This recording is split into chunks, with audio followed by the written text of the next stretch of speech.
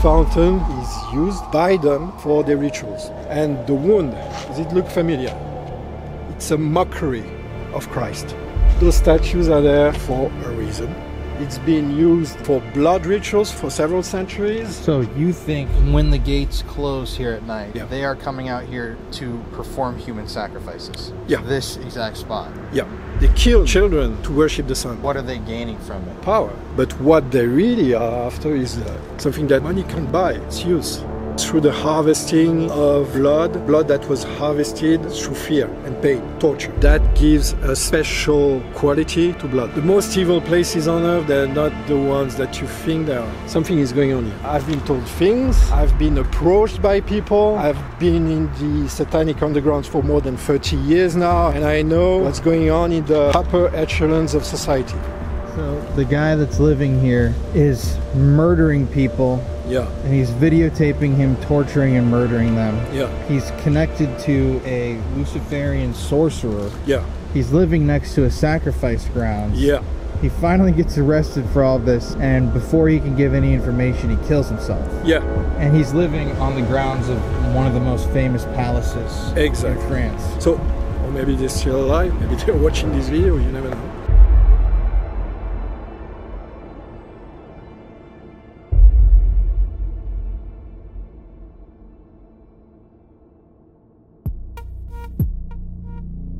There are just some places in the world that seem evil, and this chateau is one of them.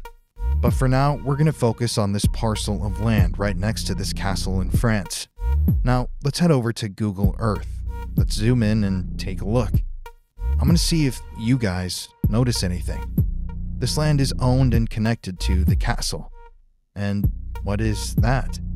Well, it's a pentagram or pentacle, made of a tree line and some other things. I mean, that's pretty strange, right? Must be just on Google Earth. Nope, it's also on Google Maps, where you can see a clearer definition of the shape. Apple Maps shows the exact same thing. It seems to be an inverted pentacle or a pentagram of sorts, with the downward tip facing the chateau. I'm assuming that's the orientation that these people who put this there wanted it to be seen by. It's something that you wouldn't notice if you visited this castle during the day. In fact, it's something that only the constructors of this facility would even know exists in the first place. And that's because this castle is evil. In today's documentary, you're going to hear the whistleblower who we interviewed, Nico, referring to a group he calls the Brotherhood. The Brotherhood is a very famous, very large organization, but he didn't feel comfortable stating their name outright. Now, we never allege that all members of a certain group are evil, but in every group, there are always a few bad apples. So, without further ado, let's dive into the darkness. Today I want to talk to you about a really cool service that I believe in, MyHeritage. This is a paid collaboration with MyHeritage, full disclosure, but that doesn't change my feelings on the company and what they do. Currently, MyHeritage is the #1 family history service. I know that you at home have at one point sat down and really questioned, where did I come from? Who are my distant relatives? Obviously, people know their grandmas, grandpas, maybe some great-grandmas, great-grandparents, but beyond that, that's when it starts to get a little foggy. But by building your family tree on MyHeritage, you can make those connections. You can research your own family, your lineage. It's really fun, it's really exciting, and it's super simple. So right here, I'm going to show you, look at, I'm putting my name, my photo on MyHeritage. I've already filled a lot of this stuff out, but boom, now I'm in here. All right, take a look. You can see there's my mom and dad, Mary and Jeff, Mama and Papa Spooks. But then you zoom out. I mean, it's incredible. Look at how many relatives that MyHeritage has already identified and matched with me. And I mean, it's crazy. Some of these people died in the 1800s. And it's really interesting. Look at how they changed our family name right here from B-R-O-U-W-E-N to B-R-O-W-E-N. And look at this guy. Came over from Germany. My dad's always told me the Browns came from Germany, but it's really crazy to see right there. There's the connection, there's the family history. With instant discoveries through MyHeritage, finding your family history couldn't be easier. As I'm showing you on my screen, once you set everything up, you just have to go to discoveries on your profile. And look at this, you can see even right here, here's photos of relatives of mine that I've never seen. Here's some records that I've never seen. Here's pictures of family members I've never heard of in newspapers. I even found documents of my family in the 1920 census, old newspaper articles, and something else that I love is that you can upload old photographs and MyHeritage will colorize them for you. How cool is that? And it's super easy, super quick. You can add all these discoveries to your family tree. They immediately link up. And honestly, I've found it very, very fun to go through and learn more about myself and where I've come from using MyHeritage. So if you want to try out MyHeritage, if you want to learn more about yourself and where you came from, just click the link in the description of this video or in the pinned comment. If you sign up using the link in the description, you get a 14-day free trial, and I promise you guys are going to enjoy it. MyHeritage, I can't recommend it enough. Anyways, let's get back into today's video. So is this camera or this camera? This camera. This one. So we are in the castle of Fontainebleau. We are in the gardens, the royal gardens. This place is one of the most famous castles in France, the second most well-known, the first one being Versailles. And it was the home of Napoleon. Napoleon used to come here between two wars. It was also a castle that was used by many kings of France. And I will show you around, show you a few things, and show you a few suspicious things. Yeah. Well, we like suspicious things. Yeah. So there's one thing that's really interesting about the castle is the number of statues of pagan gods. And you will tell me that for a Renaissance castle is quite normal, because the Renaissance was about the rebirth of the art of Rome and Greece.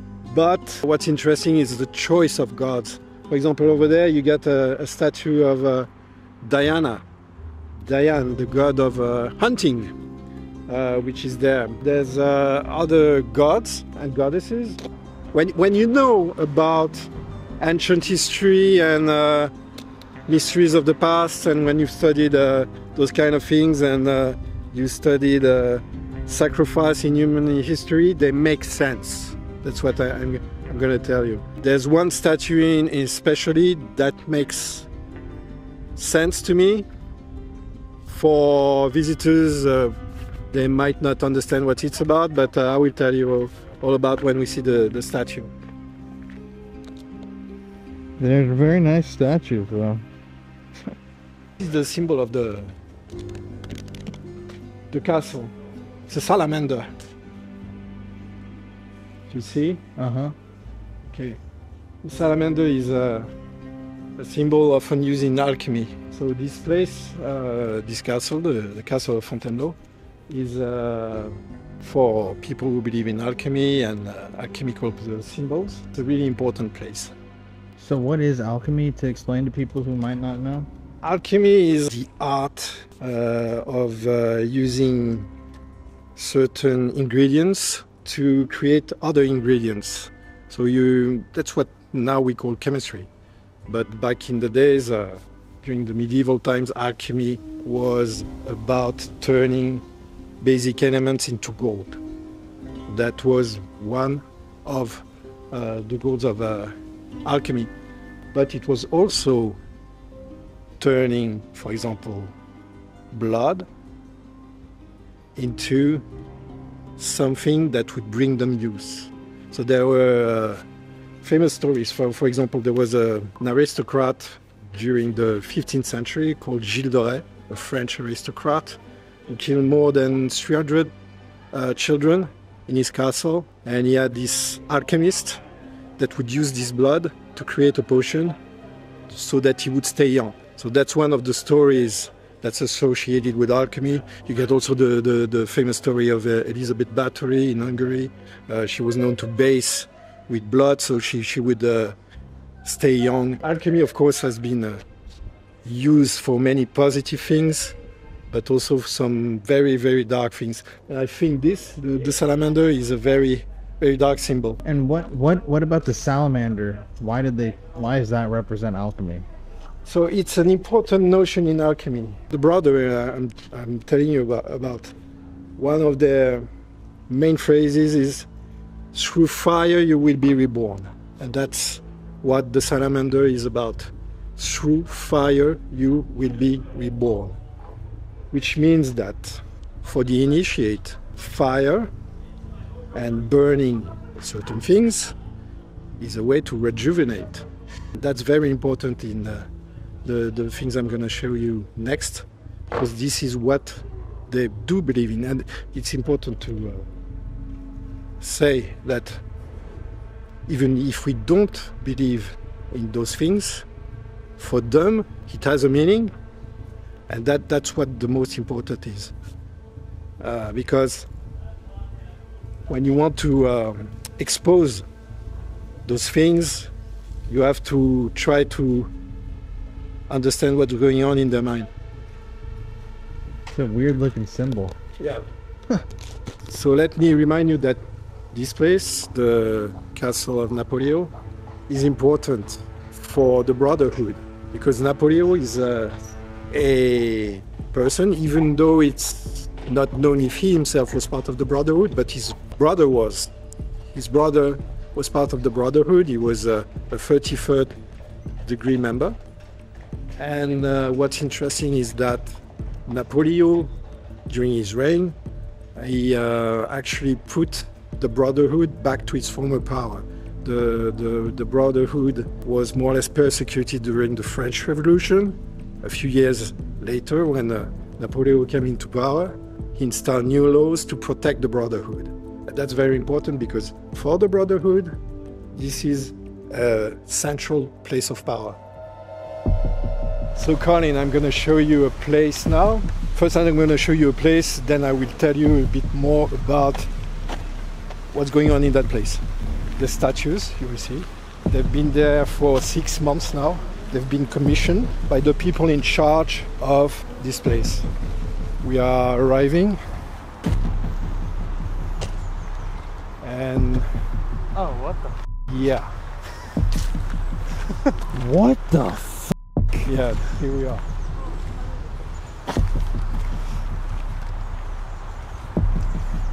This is the place that I wanted to show you. It's only been here for 6 months? So those statues, they've been there for 6 months now, and they've been commissioned to a French artist. From what I know, they cost 100,000 each, so that's quite a lot of money. The official version is that there are statues of Celtic gods. Lug, which is a god of light, and a god of fire, which incidentally gave its name to Lucifer. And the other goddess in front of Lug is Gaia, which is the goddess of earth. And I will tell you more about why the statues are here and what is this fountain about. It's a pretty creepy fountain, man. Yeah. What the f? Maybe we can I'm going to show you something. So when I was telling you about statues of pagan gods, one of the most important here, and which has the most significance for me, is that they have a statue of Mitra, the god Mitra. So if you don't know, the god Mitra was a very important god during the Roman times. The cult of Mitra was extremely popular among gladiators, for example, or fighters of the legion. He was a warrior god, but also a sun god. And the cult of Mitra was based on sacrifice. Mitra, the god, sacrificed a bull, and by doing this sacrifice, he became more or less immortal. That's very important when you know what's going on in the fountain nearby. Why would they have this statue here? There's no other statues of Mitra in any other castles in France that I know of. This is the only statue that they have right there in the castle, just a few feet away from the fountain. Yeah, the fountain's once again right over there. Right there, right there. If we have a look, you see Mitra sacrificing a bull. There's something you have to understand about human sacrifice. The history of human sacrifice in humanity most of the time is linked to the worship of the sun. So you get that in South America with the Mayas, the Incas, but also in Persia, in ancient Rome. All over the world, the sun gods have been associated with human sacrifice. You would sacrifice humans for the crops, so that you would have good crops, you would have good fortune, etc. For the Brotherhood, Mitra is a very important deity. It's part of their rituals. They say his name a few times during the rituals. Mitra is an essential part of the Brotherhood's pantheon, if you will. So Mitra is actually in reference to the Brotherhood. They acknowledge Mitra? Yeah, they do acknowledge Mitra. They acknowledge different sun gods that are mentioned. There's another very intriguing entity that is often mentioned in Brotherhood rituals. It's Tubal-Cain. Okay, let me tell you about Tubal-Cain. Tubal-Cain, you see this name in the Bible. Is one of the offsprings of Cain. Cain, who killed his own brother Abel. And if you know your Bible well, you know that the lineage of Cain is cursed.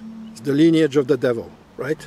Why would they mention Tubal-Cain in their rites?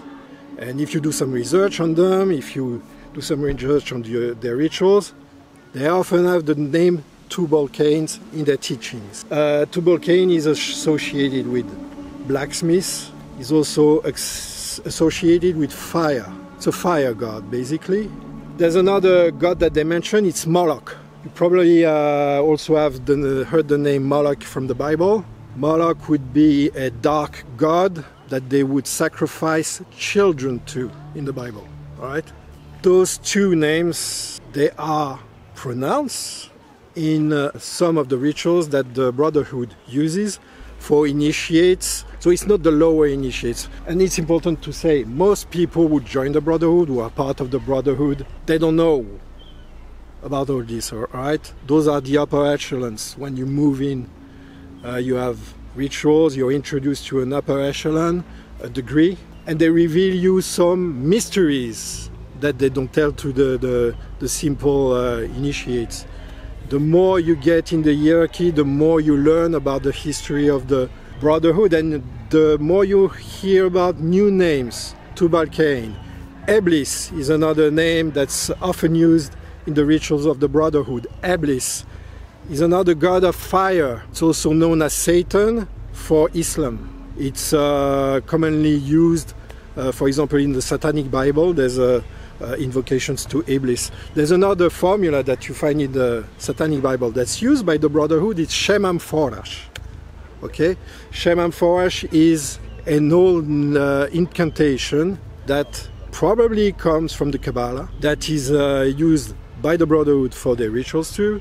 And also, it's in the Satanic Bible. It's an incantation to dark energies. Mitra, the cult of Mitra, is mentioned in rituals of the Brotherhood too. And it's obvious that they have statues in their holy grounds. This is a holy ground of the Brotherhood.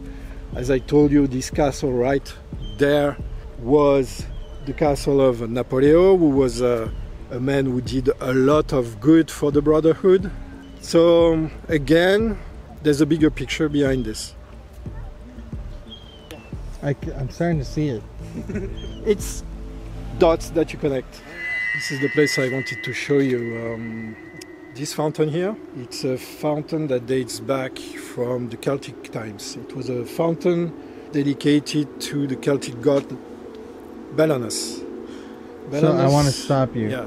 This fountain has been here, this actual fountain, since the Celtic times? Yeah, the fountain itself, not of course the statues, the masonry, but the water and the source, because it's a source. It's actually a source that streams all the way to the lake that you've seen, and even further. And the name of this town, Fontainebleau, is based on this source. But before that, when all this was just forest, this was a sacred fountain for the Celts and the Druids. And this is one of the places where they would actually practice human sacrifice. As I told you, human sacrifice is often associated to sun gods Balanos was a sun god, okay? A sun god that would bring you wealth for if you worshipped that sun god. He was associated with agriculture, etc. And use. So the word use is important here because we're talking about the harvesting of organs, right? The serial killer who lived right next to here was bringing harvested organs in this place because it's known as an ancient place of worship. The people behind this castle, the people who own this place, and by owning I do not mean the actual owners, but the people above them, the people from the Brotherhood, because this is a huge district of the Brotherhood. You have to understand this region. It's one of the major districts of the Brotherhood. They have a huge lodge here, okay? This fountain is used by them for their rituals. I'm not saying that everybody who's part of the Brotherhood knows about those things. You know, the first levels, the first level, second level, third level, they call Green Brotherhood. After that, you get the Red Brotherhood, where you have access to more mysteries. They tell you more stories about the history of the Brotherhood and what they actually believe in. This is where they use weird names from the Bible, like Iblis, Tubal-Cain, which normally are associated with demonology. That's what you have to understand. Those are words that are actually invoked during the demonic rituals. Why are they used by the Brotherhood? I don't know. Well, I do know, but you know. Those statues, why are they here? Look at this statue here. If you notice something, the position of this statue and the wound of the statue on the side. Look at this one here. Does it look familiar? Strangely. It's a mockery of Christ. It's a blasphemous statue, okay? Why would they put that there? Because they know that blasphemy is a powerful tool in Luciferian magic. That's why they commissioned this statue specifically with this position, the crucifixion, the wound on the flank. This is a representation of Christ as a pagan god. This is the ultimate blasphemy. And the ram skull. Yeah, it's really bizarre that for a pagan sculpture it looks like Jesus Christ. It is. For me, it is a representation of Lucifer. And I remind you that this is a statue of Lug. Lug was a Celtic god that gave its name to light. And as you know, Lucifer is the bringer of light in demonology. And in Latin, this is the actual meaning of the word Lucifer, the bringer of light. Here we have a statue of Lug, which later was associated with Apollo in Greece, in Roman mythology, and later on, during medieval times, Lucifer. We have the ultimate god, the real architect of the universe, according to those people, the higher the hierarchy. This is their god. And in front of their god is Gaia, another Celtic god representing Earth. Earth means wealth. You have on one side use and enlightenment, but by enlightenment they mean Luciferian enlightenment. On the other side you have wealth, material wealth, you know. So those statues are there for a reason. They're mocking Christianity, and I think it's obvious. You don't have to be a rocket scientist to actually see it. They are in a place where there actually was human sacrifices during the Celtic times, in a ground owned by the Brotherhood. I don't want to sound like that I think it's all a conspiracy, that they want, you know, world power or whatever. But when you're into the occult, as I've been in this thing for 30 years. I know the signs, I know the people, I've been told things, I've been asked things. I know a blasphemy when I see one, but not an obvious blasphemy. It's not an upside down cross, you see what I mean? It's more subtle than that, you know what I mean? It's disguised under the pretense of art. It's art. Sometimes art serves a purpose, especially when it's commissioned by rich people. And you're an artist too. I'm an artist, I know those things, and I know the importance of the magical importance of certain art objects. So it can be a statue, it can be a painting, and it can be many things, a book. I think here we have a sculpture that serves a purpose. It's not only about, art and culture.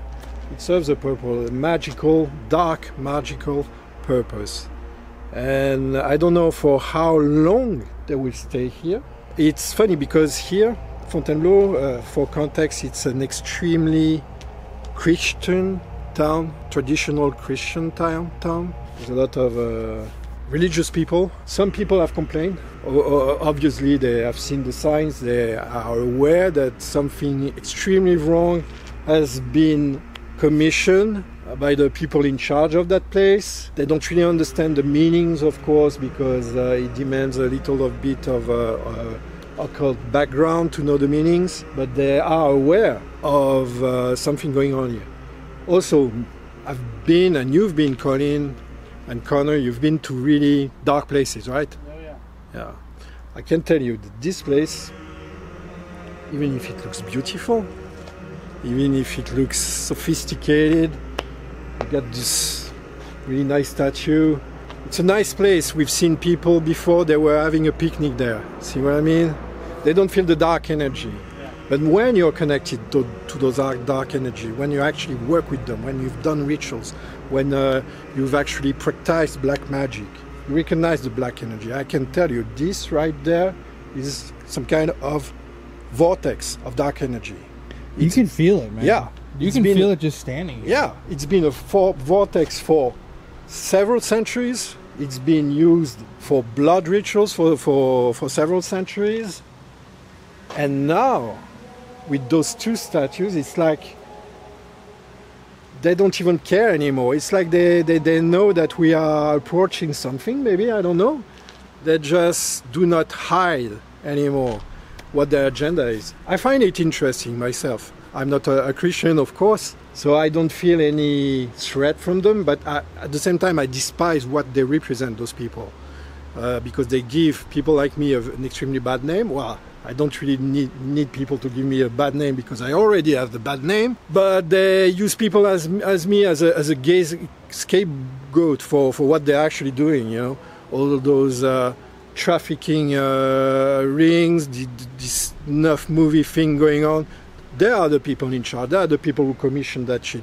They are the people who commission the harvesting. And this is a reality. I've known a few serial killer cases where it was not only a question of one single individual committing the murders because of his own cravings, but they were actually commissioned to do the murders. So there's a few cases like that. And I know that those people are behind that.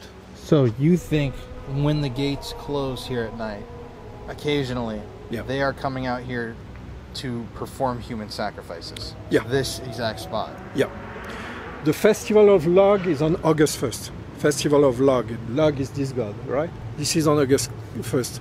Beltane, which is the major festival of Belanus, which is the god which was worshipped at this fountain, the Celtic god, is on May the 1st. If you know a little bit about the occult, on April the 31st, there's Walpurgisnacht, which is the night before. So this is a time in the year when all those very intense energies, they happen, they make things happen. So there's probably gatherings here in that place during those days, maybe on Samhain too.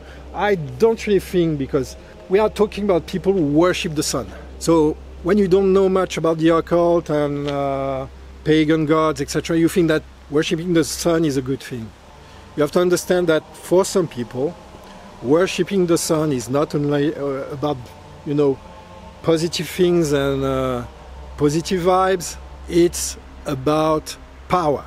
Sun is power, right? For the people who lived centuries before us, their god was the sun. They sacrificed, they killed children to worship the sun. And the sun is associated with the names Lucifer, the name's Lug, the name Belanus, Mitra, the god Mitra. This is the common link, if you will. Yeah. It's the sun gods. Even if they look have a dark figure like this, the power behind it is the dark sun, if you will, the dark energy of the sun. The sun that gives you wealth, the sun that gives you use. Okay. On the other side, you have another type of black magic, which is chthonic magic, the worship of deities of the underground. And Lucifer, Satan, it's not the same entities. Lucifer is the light, enlightenment. So they will tell you, okay, we give you enlightenment. If you worship me, I will give you wealth, I will give you power, and I will put you on top of the pyramid. Whereas people like me who worship Satan, we are enemies. Satan in Hebrew means the enemy of mankind. So it doesn't mean necessarily that you hate everybody, that would be simplistic, but it means that you do not practice the black arts for power, you do not practice the black arts for domination. This is the Luciferian side of black magic, and for me this is the evil side. This is the people who actually organize human trafficking. This is the people who organize rituals, blood magic. This is the people who have enough money to actually build 2 statues worth 100,000 euros each, and that are in the middle of a clearing that's not really, well, you can actually see it from the outside, but it's not like if it was in the middle of a clearing. See what I mean? So people don't really see it. If they were trying to hide like these statues, they would have made them in the same kind of style as all the other statues in the park. Exactly. Yeah. Exactly. So, like, my question is, when these people come out here to sacrifice somebody, what's their goal?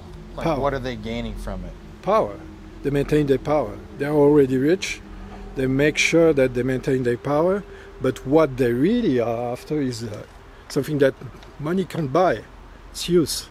I mean, okay, you can put all the cream you want on your face and you can have all the surgery you want. It doesn't give you use. Real use is through specific rituals and through the harvesting of blood, and blood that was harvested through fear and pain, torture. That gives a special quality to blood.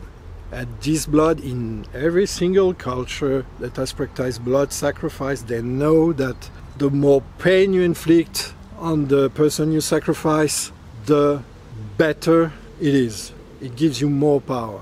That's what you call adrenaline, okay? And I will not, you probably, if you are interested in those stories about a certain product that's being used or not by wealthy people, that's based on adrenaline, but you know what I'm talking about. Yeah. Easily. Yeah. Just connect the dots. That's easy. And also please read books. That's very important.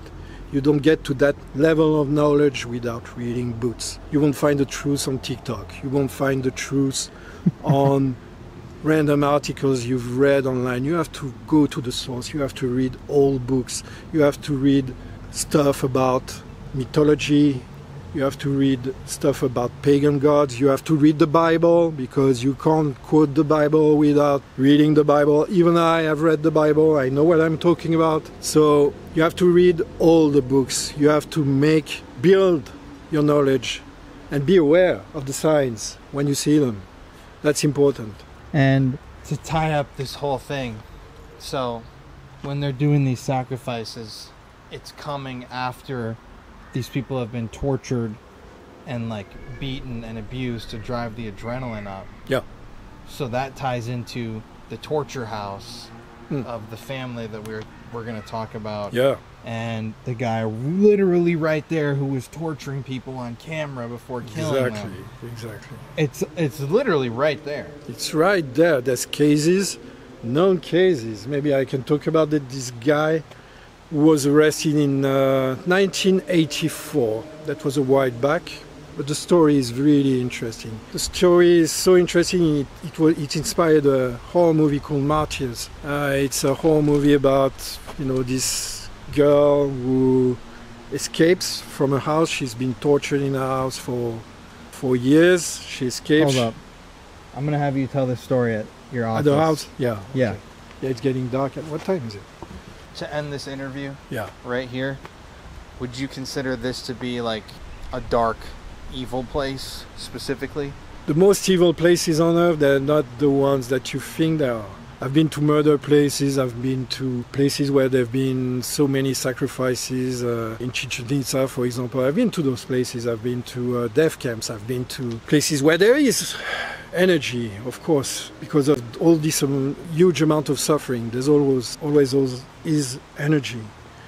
But sometimes those places that don't look like the way they're supposed to look like. And it's only when you know about the history, and maybe it's even more suspicious because they try to, put a varnish over it, pretend that it's art, pretend that it's culture, pretend that it's history, but it's all pretend. The source, which is sacred to them, which for them is something that they connect with their search for power, with their search for enlightenment, with their search for use.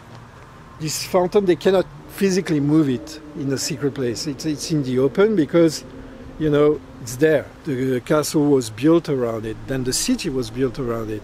They just can't close this area because it's heritage listed. So what they do is that they try to make it look like it's just, a fountain. And people don't notice. But what's very interesting in that case is that I don't think that they did this just for art value.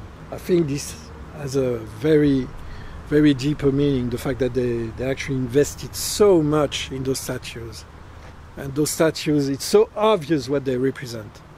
So something is going on here. Something happens, it's either here, or maybe, because this, remember, for them, this water is sacred. So I think that they actually mix the blood with the water from the fountain. I think that's what they do. You think they drank it? Oh yeah, probably. Yeah. Yeah, probably. So they'd stab somebody? Yeah. And the blood would go... Or they put the organs, or they... I cannot tell you exactly what the details would be, but this is the place. It definitely has a dark Yeah. energy. It's a source of water. All the water from the city comes from here. Really? Yeah. Well, not all the water they have, Yeah. but every lake, everything you will see, this is the source. So we are, 1 minute away by foot from the place? It's That literally is, right through there. Right there. On the other side of that building, there's military barracks, okay? And there's a gate that I'm going to show you. The gate is closed now, and the place looks abandoned. It's not abandoned, it's still used by the military. In 1988, there was a French serial killer who was called Pierre Chanal. He was arrested there. This serial killer had killed 17 hitchhikers and people who were in the same barracks. Young guys who were 15, 17. He was more like the French John Wayne Gacy, if you will. He would torture them and film the torture. He would torture them inside his van. So the tortures did not happen here. But what the cops think is that he harvested parts of their bodies, brought them here. When they searched his place here, they found hair, fibers, things that were linking that person to those victims. They also found pornography, videotapes, and many suspicious things. I'm going to show you the place. It's right there. So I showed you the fountain. I told you what is going on and has been going on for centuries in that fountain. And now I'm going to show you another connection with a serial killer. Probably use this fountain for, who knows? Sacrifice, harvesting, murder, all the above. Yeah, definitely. Well, should we walk over? Yeah. Dude, that's so fucking wild. Yeah, they don't know because this place is heritage listed, so it's open to the public. They can't close it down. But at night, it's heavily guarded. You can't come here at night and check out what's going on in the darkest hours of the night. See what I mean? They have the entire place by themselves. They can do whatever they want. They can do rituals, for example, and they can use the organs that serial killers bring to them. Serial killers who are stationed right next to them. And I don't believe in coincidences, you see? Don't think that I'm a huge conspiracy terrorist and that I'm obsessed with conspiracies, but I've been told things, I've been approached by people, I've been in the satanic underground for more than 30 years now, I know everybody in the scene, and I know what's going on in the upper echelons of society. So we are still in the park of the castle. This right there, this gate, is an entrance to the barracks where this serial killer lived. As you can see, it's easy access, you know, when you have the key. It's a simple lock if you want to look. What I think is that this serial killer used this access to get inside the park and attend the rituals that were there. There's no coincidence. There's no way this very famous serial killer who actually had 17 victims could just accidentally be living right next to a place where this kind of stuff happens. There has to be a connection. And can you talk about like what you were saying with the VHS, like what happened to them? So I have a very close, I had, because he passed away 2 years ago.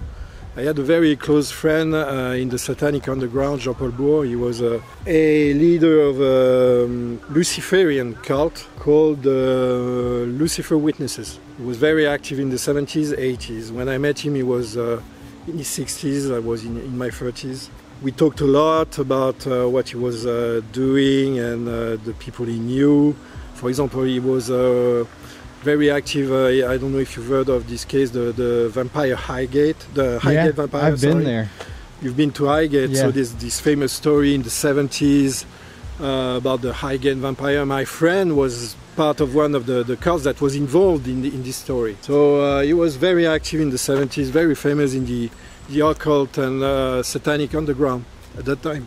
He had a friend who was a very famous Luciferian sorcerer, which means that it was a person who was actually paid by rich people to actually cast spells, usually death spells, to other people. His name was Octave Sieber, very famous in the occult underground too. He wrote a few books.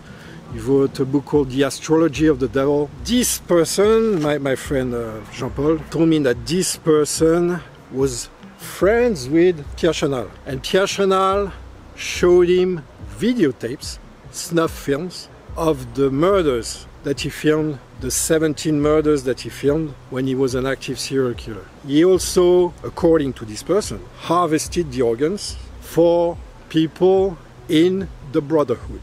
So that's other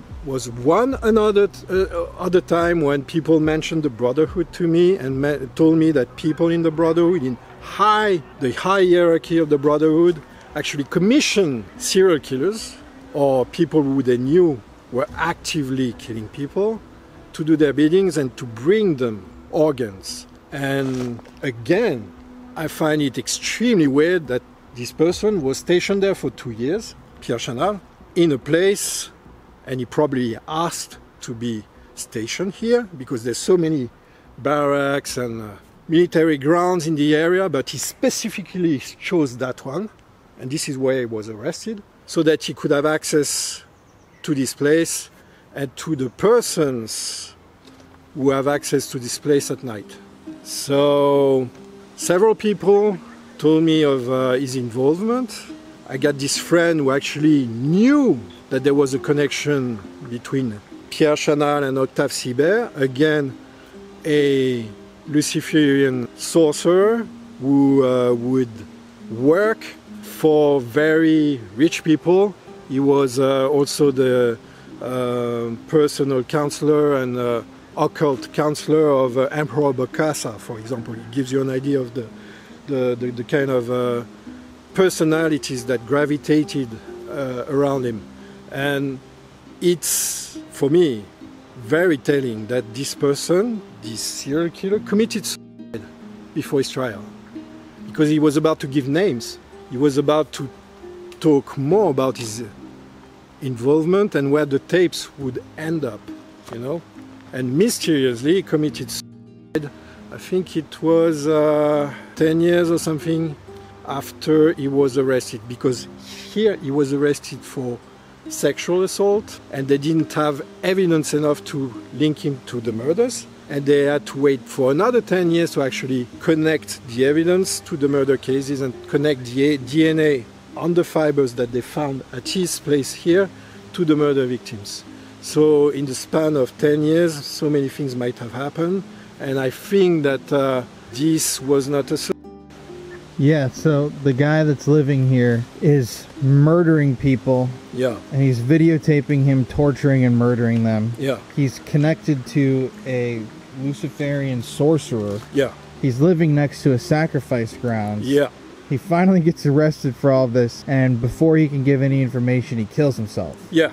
And he's living on the grounds of one of the most famous palaces or chateaus in France. So the thing is, you have to connect all the dots, okay? I'm giving you the connections I know. I know that he was connected to that guy. I know that that guy was connected to the Brotherhood.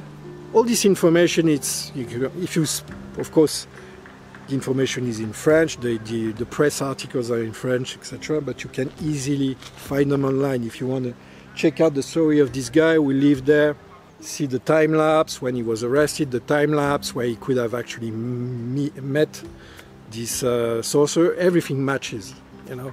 And I remember when I wanted to do some more research about this story, I stumbled across a forum online. That was a while back. That was must have been 15 years ago. I don't know if the forum is still there. I have to check. But, and that's crazy, it was about people who had survived their encounter with this serial killer. And one of the guys who was living in the same barracks, who had suffered sexual assault from this guy, he said that he remembers that this guy, the serial killer, had mentioned the name of a Luciferian sorcerer of Magus that he was friends with and that he would often go to meet in Paris to watch videos. So those two things connect.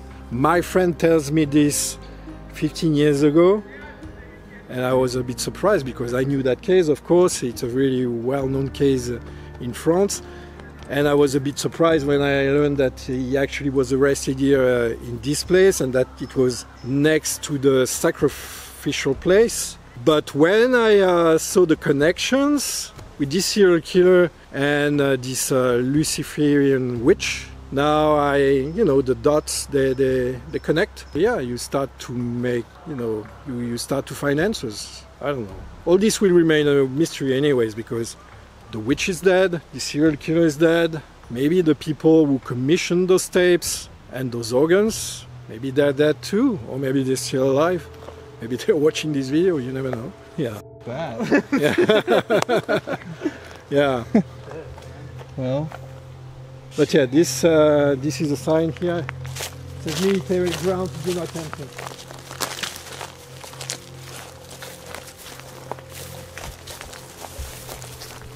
So those are stables because this is a school for horse riders, military horse riders. Yeah. I don't know how to explain it. Cavalry? Yeah. Yeah, school of cavalry. This is a school of cavalry and it says military grounds, do not enter. And those are stables. So I do not know exactly where his room is or was, but it was in those grounds. It's not that big. It's After our interview with Nico at the chateau, there were just so many thoughts racing through my mind. How was all of this possible? How is it possible that an infamous torture serial killer was living just a few hundred yards away from an infamous sacrificial spring? And no matter what, you can't deny that these sculptures are incredibly strange. The mocking of Christ, the weird orientation of the statues. At minimum, you have to ask, why were these things placed here at a stream that is known to have been a place of human sacrifice? Why do any of these things happen? I mean, I find it really hard to believe that a serial killer who's committing these crimes in the name of harvesting something, who's known to be tied into a snuff film ring, would just so happen to live next to a spring with such spiritual relevance. And this whole place is dark. This whole place is infested with a sort of darkness that is hard to describe. It's an elite sort of darkness, but it's a darkness that you can feel, not one you can see. It's because these truths of the world are constantly hidden from us, and yet they're shoved right in front of our very eyes. If you walked around the grounds of this castle, you'd have no idea of any of the things that we just discussed in this interview. And it's a hard concept to grasp that a group of individuals could actually be out there sacrificing people for some sort of power, for youth. But this is really happening. These sorts of things happen every day across the world, and no one blinks an eye. It's easier to live a life of ignorance, I've found, but once you've woken up, it's hard to go back to sleep. Now, there is something, though, that I have to tell you that I have not told you throughout this entire documentary. There's a reason why Nico knows so much about human sacrifice and the power of human blood. I'm going to let Nico explain all of this to you himself. So I went there, and he opened the door. I stepped inside, he closed the door. That's when I pulled out the handgun and I shot him in the face. He fell down and I shot him a few other times in the skull. And it lasted 15 minutes more or less before he actually died because there were small caliber bullets. That's right. Nico is one of the most famous convicted murderers in all of France, nicknamed the Vampire of Paris because he used to consume human flesh and drink human blood. I'm Nico Clo, and I was born 52 years ago in Cameroon in Africa. My father traveled a lot because of his work. He worked as an IT for a big bank, French bank. And I was born in Africa, in Cameroon, in 72. So there was this graveyard in Paris. It's a huge graveyard. It's called the Père Lachaise Cemetery. It's like an entire district of Paris. And the first time I was there, I felt very good vibes. And I felt that I belonged there. So I went there on a regular basis. First, I just, would walk between the tombs, have a look at the architecture, the mausoleums, how they looked like from the outside, etc. Then I developed this curiosity of actually seeing what was going on inside, beyond those doors. And I began to actually examine the locks, see if I could open them. Tried a few different things. I ended up opening one of those mausoleums, and I went inside, found the stairs, went down the stairs, and I found the crypt where the coffins were. I did this on several occasions, and one thing led to another. And I think I was 17, when I started to open a coffin. The idea was to actually steal the bones. I wanted to get the bones for rituals. After a few trials and errors, I managed to open a coffin, find the bones inside, and use them for the rituals that I was following. There was some time where I would just sit in the crypts, light a few candles, and spend 2 hours there just meditating and just, you know, in a trance-like state, I would say, and feeling the energy of the dead coming to me. So I had this very organic relationship to the graveyard. I was part of the graveyards and I was receiving all those energies from the people who were buried there. And the natural step, the next step to that was trying to find a job in a morgue. I applied to several morgues and I found work in a morgue. So I learned the basics of doing autopsies, the basics of attending to the funerals, preparing the bodies, dressing them up. I was doing this, and part-time I was working in the blood, not the blood bank, I was working in the surgery unit for abdominal surgery. So they needed blood bags for the operations. And there was a system with stickers that you would put on the blood bags, and if you didn't use a blood bag, normally you would have to bring them back to the blood bank. But I managed to find a way to remove the stickers and pretend they had been used, and I would bring the blood bags with me. I would bring them home and I would drink them. So when the actual blood drinking started, after drinking my own blood, I drank from those blood bags. I had the occasion working in the morgue on the autopsies, being left alone with the dead bodies, and there was tissue from the ribs, abdominal cavity, that usually you would put in the special bins that we have for incineration. And this is when I tried to eat them. The first time I tasted it raw, and then I would bring them home. I would have plastic bags or stuff like that. I would put them in plastic bags, bring them home. I cooked them. Very basic, yeah, but on the pan. Didn't do anything sophisticated, but it kind of became addictive because I had the occasion to do that. I was left alone with the bodies. It gave me a rush, like it was more than psychological, more than it gave me an actual physical rush and an addiction. I would do this like 2 or 3 times a month. I would kind of miss it when I wouldn't be able to do it. So yeah, I developed some kind of addiction towards that. Long story short, I was kicked out of that hospital. The murder fantasies came back. The girl I was dating at the time, she was using a service, an online thing that only existed in France. It was called Minitel. It was some kind of very primitive computer kind of device that you would use to leave messages, and people would answer, and most of it was used for sex work. So my girlfriend at the time, she was a dominatrix.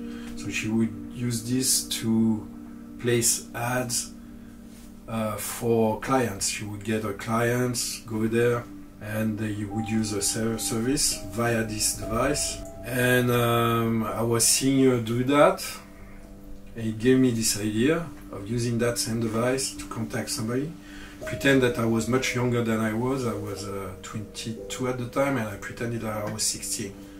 My idea by doing this is I kind of find a moral justification to kill somebody, and the moral justification was that if that guy is ready to, have sex with a 16-year-old kid, he deserves to die. That was my moral justification. So I did this, and there was this guy who contacted me. I left this ad pretending I was 16, and on an S&M. It was an S&M site. I had bought this gun a little bit earlier, a 22 caliber handgun, and this guy gave me his address straight away. Straight away, he told me, "Okay, can you come at my place?" It was noon. So I went there, and he opened the door. I stepped inside, he closed the door. That's when I pulled out the handgun and I shot him in the face. He fell down, and I shot him a few other times in the skull. And it lasted 15 minutes more or less before he actually died, because there were small caliber bullets Now, you may be wondering how Nico ties into this whole story, but he was actually contacted by members of this secret society, we'll call it, and they asked him to do their bidding for them. Now, Nico has a pretty well-known reputation in France, so if somebody were looking for a hitman, or somebody they could hire to kill, or somebody that they could hire to do some dirty work for them, Nico would be a guy whose name would immediately float to the top of their lists, and his name has floated to the top of those lists, and he's been asked by representatives of these groups. Because of my position and what people know about me and the things I've been involved with, I've been several times in my life, I've been contacted by what I would call middlemen. So not the people directly, but people who would work for them to do certain things in exchange for, well, each time they would say, we will help you have this, we will help you have that. So for example, when I got out of prison, I was looking to change my ID papers. I have a new identity because it was kind of hard, as you can imagine, to find work with my name. So I was looking to change names, and there's a process you have to go through the Ministry of Justice in France, and you have to do this. At the time I was going to those fetish parties, they're called. So this is usually in nightclubs, and it's part of the S&M scene. At the times I would go to those places, and I was approached by a person one night who said that he knew about me and he knew someone who could help me go through the process of changing my name much faster. But it came with certain requirements. So I'm asking what, and he said, yeah, you would have to find stuff for them. And when I asked him, well, what are we talking about? He said, it's people in very high places. And I told him, yeah, there's no way somebody in a very high place would risk having any kind of interaction with me. And he told me, this is why they're sending me. So you don't have any direct contact with them, etc. And asked me what I knew about the Brotherhood. This is what the name I'm going to use for that organization, because this organization is extremely well known. And I'm sure that a few people who are watching this show are part of this organization. They will probably understand what I'm talking about by me using certain words. It's a very well-known, established occult organization whose aim is to help humanity move forward, and they use words such as progress. They are working for the progress of humanity, let's say, and they are building a temple, the Temple of Solomon. That's the thing. That's when you're an initiate, you just know that it's more or less like a giant network that will help you get through life and get higher positions wherever you work. If you work in government, you get a higher position if you're part of that organization, this Brotherhood. But what they don't know is what the Brotherhood is truly about, and what some high-ranking members are truly about. I'm not saying that everybody in that organization, in that Brotherhood, are doing the things that I know that they are doing, but some of them are, and they use their influence, their political influence, their influence in the high echelons of society to get what they want.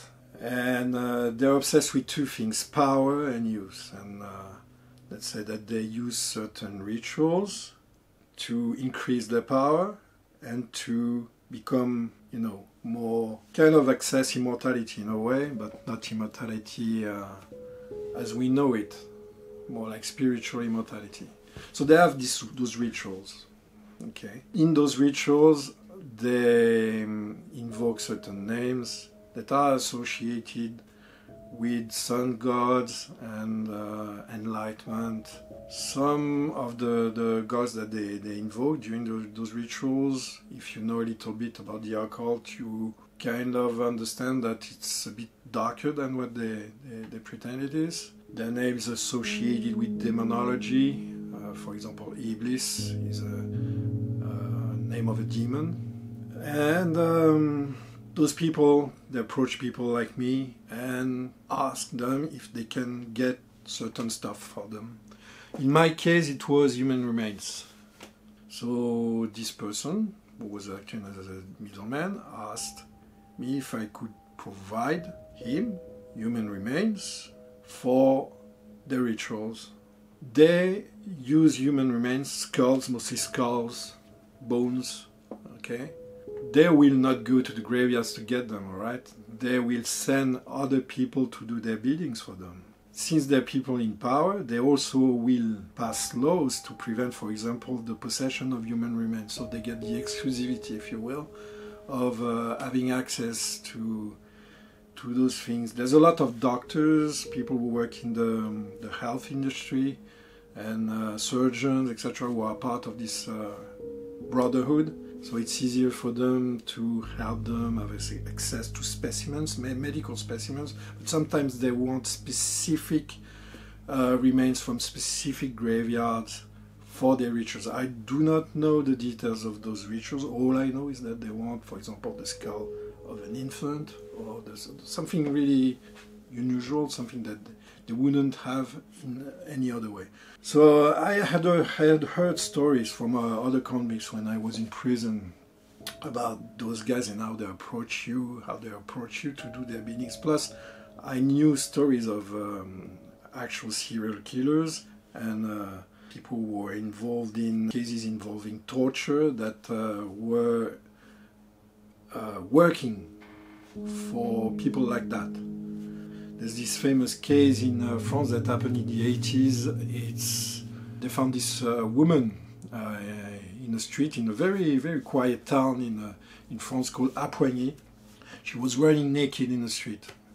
She had escaped from an ordinary, very ordinary little house in a dead-end street. And she told the police that she had been kept there for several weeks. She had been tortured.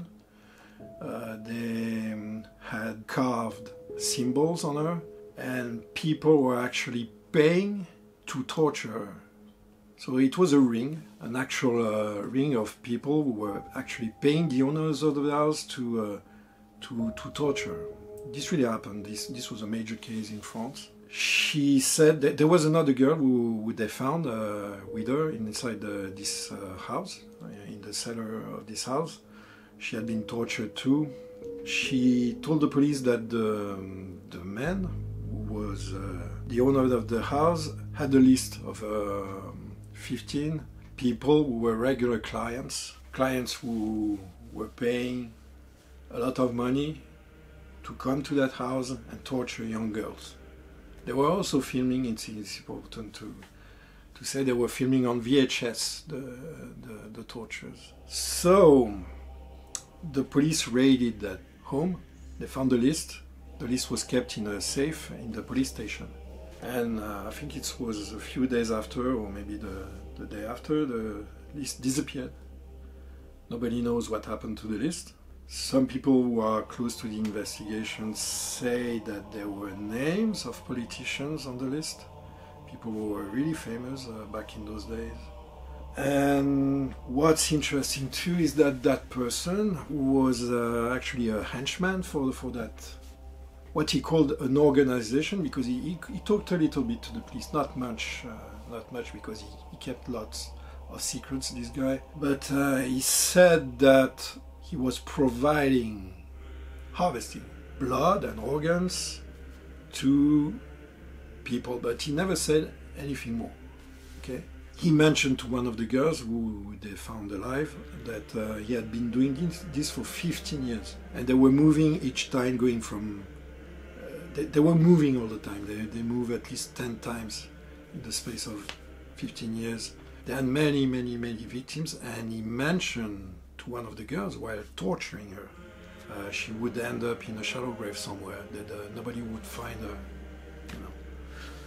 The thing is, I met people in prison who had been in the same prison as this guy, and this guy would talk a lot. You know, in prison you don't really know what to do to spend time, and sometimes you brag about what stuff you've done or what. And yeah, he bragged that he was part of an organization connected to people who belong to that brotherhood. So that's one piece of the puzzle, just one piece. And I heard other pieces of the puzzle and connect the dots. He was connected to another serial killer who was called Émile Louis. Émile Louis was convicted of at least 10 murders in the same region, the same town as this guy, Auxerre, and it's like 10 minutes drive away from Appoigny, the town where there was the murder house, the torture house. And this other serial killer was working for an institute for handicapped women, and they disappeared. So 10 of them disappeared. The case was unsolved for many years. Then they arrested him. He was the bus driver for that institute, and again there was rumors that he was harvesting maybe organs or blood, etc., for the local members of the Brotherhood. So all those are stories I heard from different people in prison, people I knew who were part of satanic cults, who were approached to. You know, I've lived in several countries in Europe. I've lived in Sweden. I've lived in the UK. I've lived in many different places, and I've met a lot of different people from the satanic underground. There's always rumors. You have to understand that there's those small organized satanic cults, no more than 10 people perhaps, who are doing their stuff on their own. And there's those, Luciferian cults who pretend to act as legit organizations. So they infiltrate groups like the Brotherhood, and they use the power that they have through those organizations to commission murders, commission crimes. There was also a similar case in Italy with the Monster of Florence. The Monster of Florence, they arrested a guy for this series of murders in Florence, in Tuscany, and it was 6 couples each time. The women systemically were mutilated, their sexual organs were mutilated. Somebody who was really close to the main suspect, who was arrested, mysteriously found in a river, dead, during the investigation, and he was high-ranking member of the Brotherhood. So each time you have cases like that, of course there's serial killers most serial killers, they act on their own, they're not part of anything, they just have those impulses and they act upon those impulses. But sometimes the murders are linked to something else. And this is my experience. My experience talking to people, being approached by those people. So have you ever heard from anybody of these people asking people to murder for them, or even stuff like procure children or anything like that? I've heard about harvesting, that they were looking for organs. When I was working in the morgue, I remember one day there was this person I knew for a long time who told me that he had been approached by a person to get organs. He didn't know what it was for, but this person offered him a lot of money for having specific organs. When it happened, he thought it was about a cult, some kind of devil worshipping cult or etc. He didn't know what it was about, so he just told the person to leave him alone.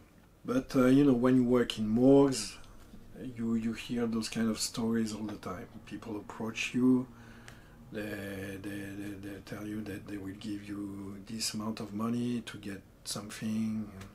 There was even something that happened recently in the place where they donate bodies in Paris, when you donate for science your body. And they found out that some of the people who were working there were actually selling body parts. So the trial is going to take place soon.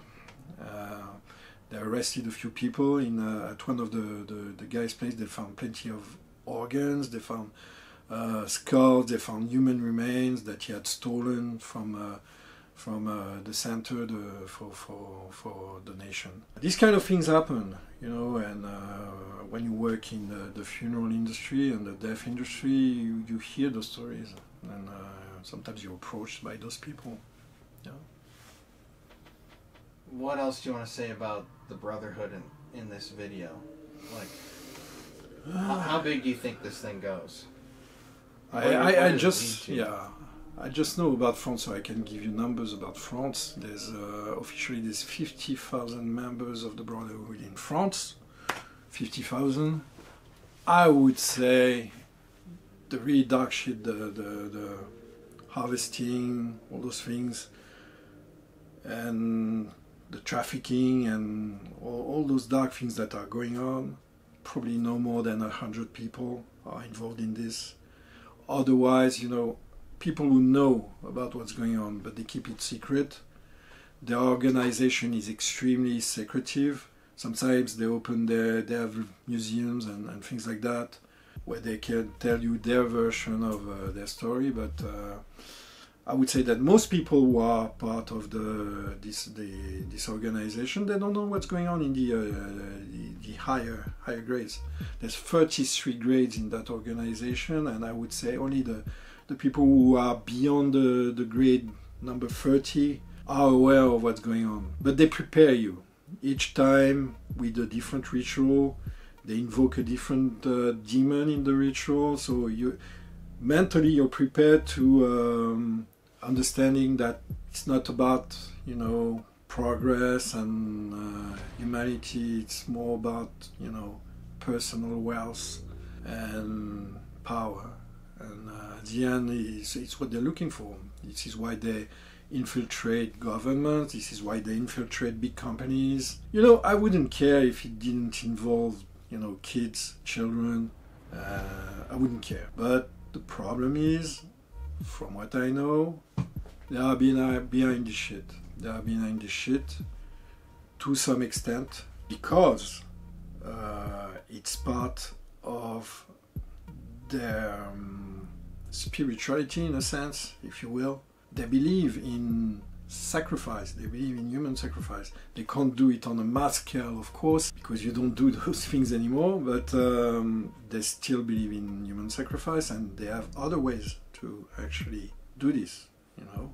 The whole thing about, for example, the satanic panic in the 80s, it was a smoke screen for shadier stuff that was going on in the higher scales of society. They used, you know, Satanism and, you know, people who were playing Dungeons and Dragons and all that stuff, you know, just as scapegoats for what was going on in those secret societies. They've always used Satanism and small satanic cults to get the attention away from them. But they are doing the shadiest things. They are involved in all those snuff movie rings and all those things that are going on. They are the ones who are involved.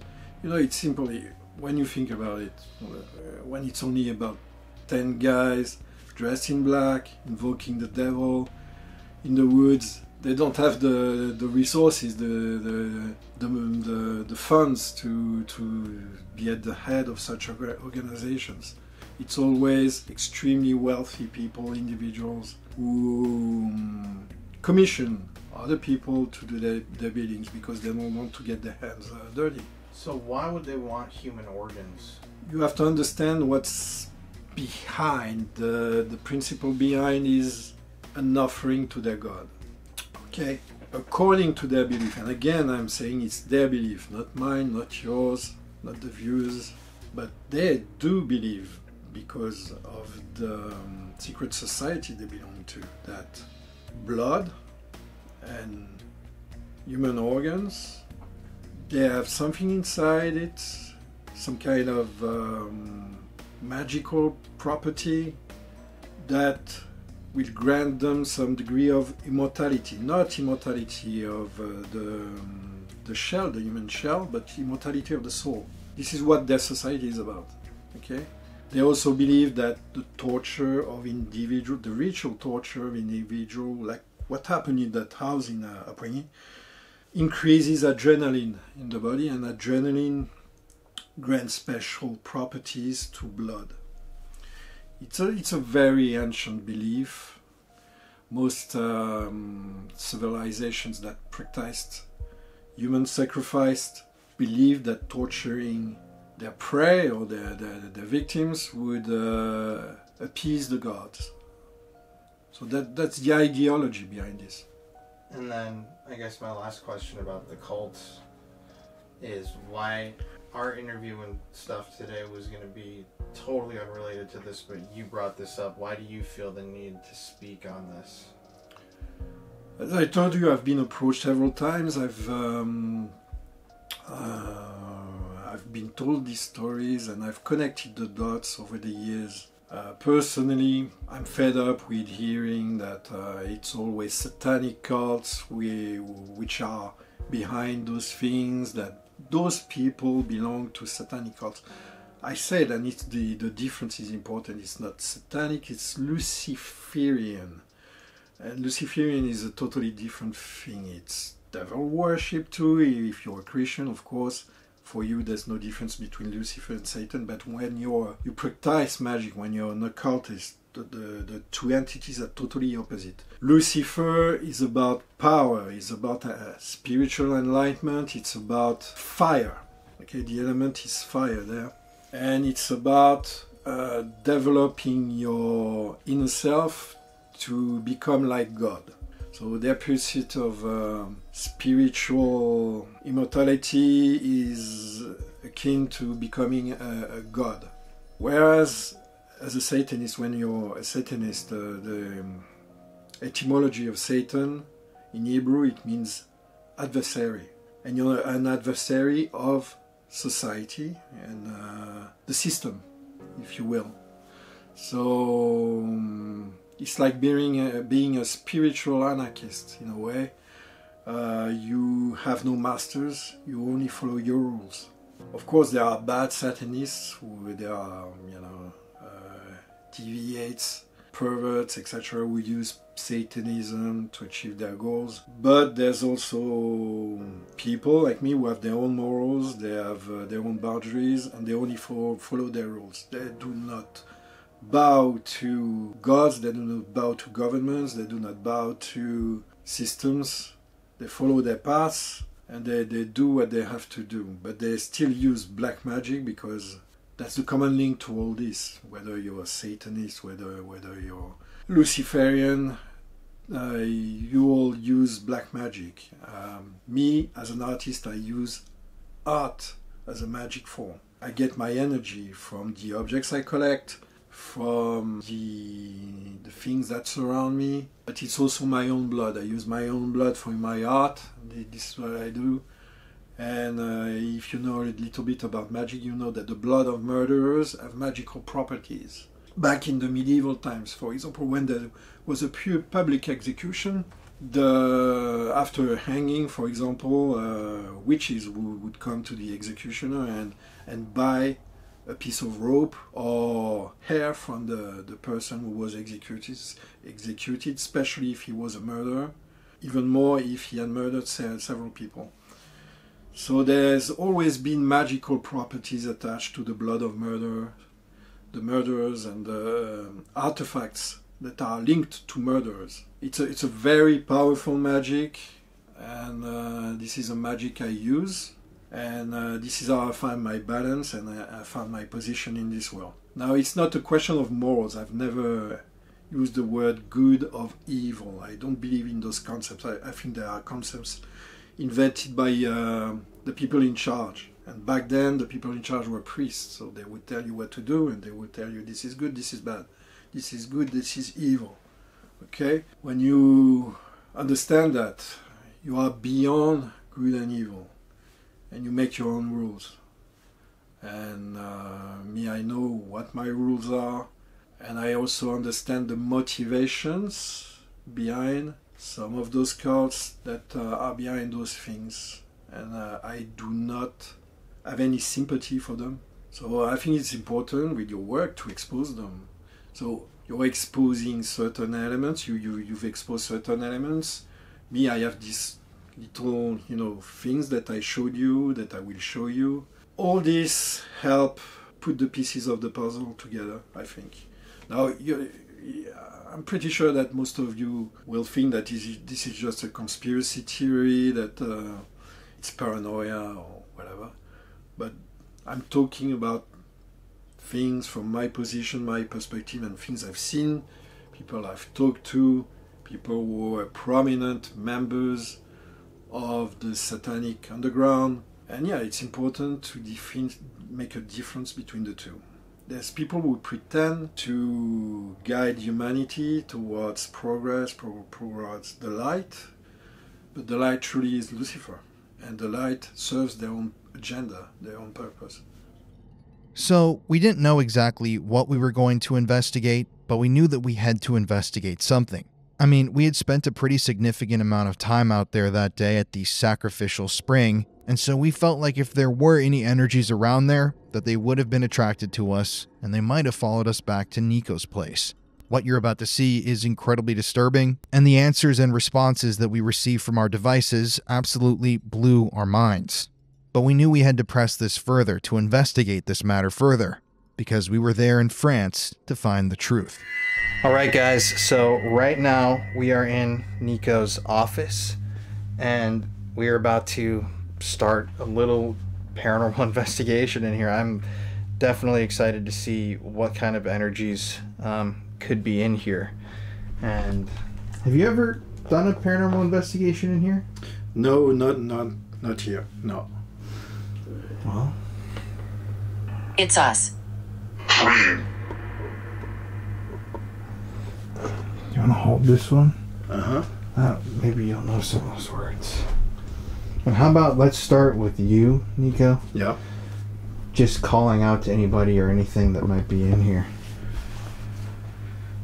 If there is any entity attached to this place, make yourself known and tell us your story, if you can. Cirrus. Under an arch. Cirrus under an arch. Is this astrology? Cirrus. Is this the planet Cirrus? Cirrus. How do you spell Cirrus? Cirrus. Now, this is very strange. In the moment, none of us connected this, but the group that we are discussing today, with those bad apples at the very, very top, the arch is an incredibly important symbol amongst their members. It's a symbol that they use and refer to all the time, and it's very important in their group, if you get what I'm saying.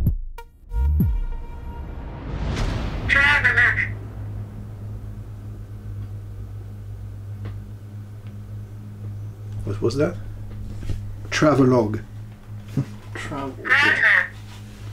Grotto. Now, weirdly enough, we didn't connect this at the time either, but there's an offshoot of this group in America called the Mystic Order of Veiled Prophets of the Enchanted Realm, otherwise known as the Grotto. Is this just a coincidence? Or is there something darker at play? It won't leave. Whoever's here, if you see those red lights over there, you could touch those to show us. Nope. You could touch those to show us that you're here. They wait. Or just use your voice. Nobody talks to us. Well, Why? we're talking to you. Chairman.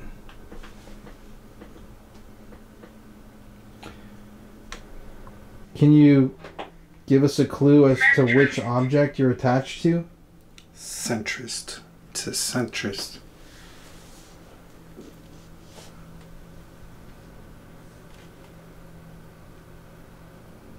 Ten spirits.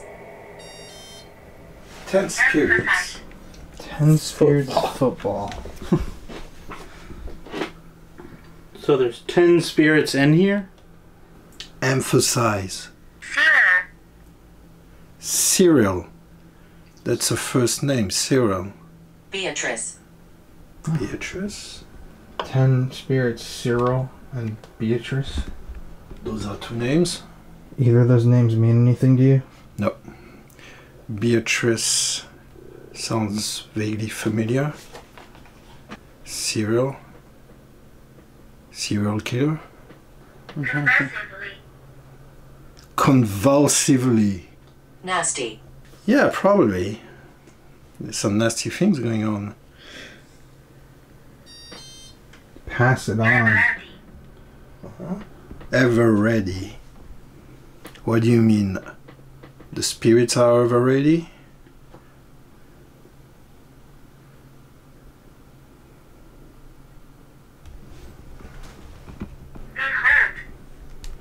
Behold. Mm-hmm. What are you trying to show us?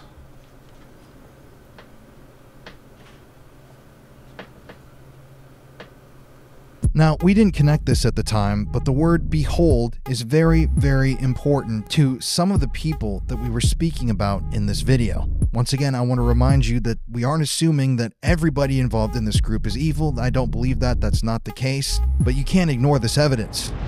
You see how the light is striking this? Yeah. Interesting. Woods. There's bad energy. You think there's bad energy with me and Colin?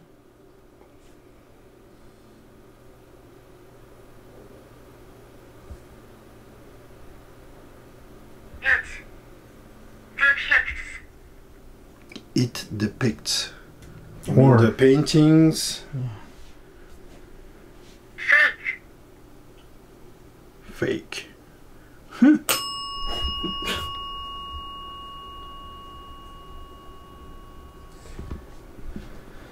are you attached to one of the paintings? Is that what you were saying?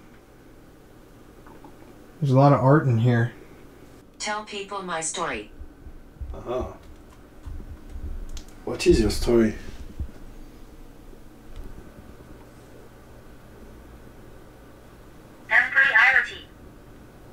Embryology. Dairy. Embryology. Like an embryo? Gary.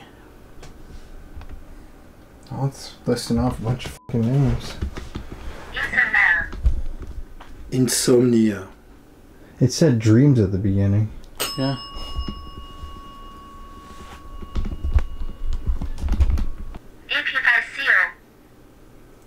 Epiphyseal. Those are all medical terms. Yeah. Yeah.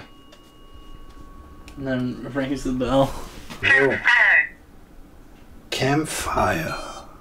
Campfire magic. Reply. Ah, this rings a bell, yeah.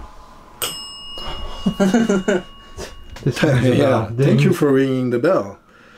Campfire, yeah, that's... yeah. What's campfire magic mean to I you? like using this. We were talking about fire earlier. Oh, yeah. A lot. Do you like magic? You like fire? Amadeus? Wow. It means the love of God in Latin. Treasure.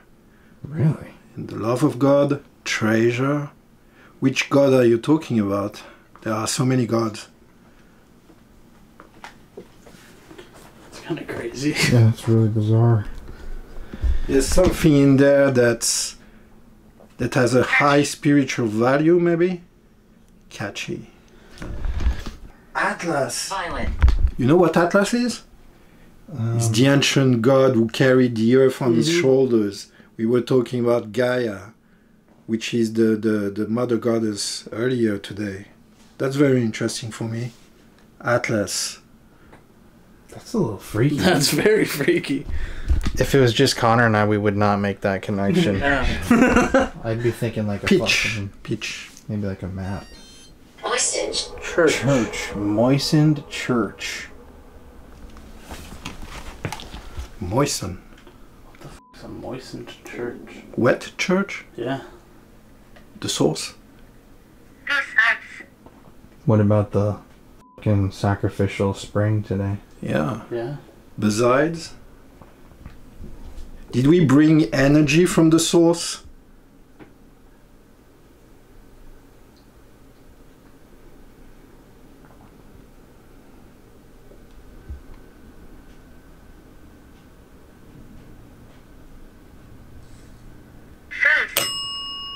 Phase. Short phase? Phase. Short. Could that be like a moon or like lunar term? Like a short phase? A-Z-Z-E. Phase. Mason. Oh, the fuck? Oh my Watch out god. here. Okay. Watch out here, Mason. This cannot be a coincidence. I'm sorry, but this cannot be a coincidence. That's fucking insane. That's advice.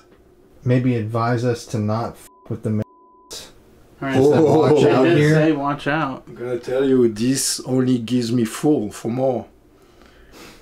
Yeah. That's nuts. Yeah, so if you... That's totally nuts. That's totally nuts. Advice. Huh? Post process? Post process? camera just died. Middle of recording. What the f? Just completely fucking died. There should be another battery out there. This is crazy. Mesa.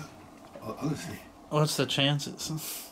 there's no chance. No, not winning a million. No. That's very And the interesting. word bank that this can choose from is Yeah. huge. Yeah. Even this goes through, I think there's like 75,000 words on this word. Adversary. I'm not cheating you. I said the word at least 10 times today. Etymology of Satan in Hebrew, it means adversary. And you're an adversary of society and the system, if you will. I am I was sleeping. neurosis. Okay, the fact that it said adversary, which is not a word that you use No. every single day, and that I use it in a certain context. Burn? Burn! It said adversary. Okay. Wait, what? Isn't that the Yeah, word? adversary. And then burn. I said the word adversary several times today, and it's not a word you use in everyday language. No. Burn. Mason. Receptionists. I use that fucking word also. That's crazy as hell. And I was They sleeping. apply. They apply. These words apply. It will not.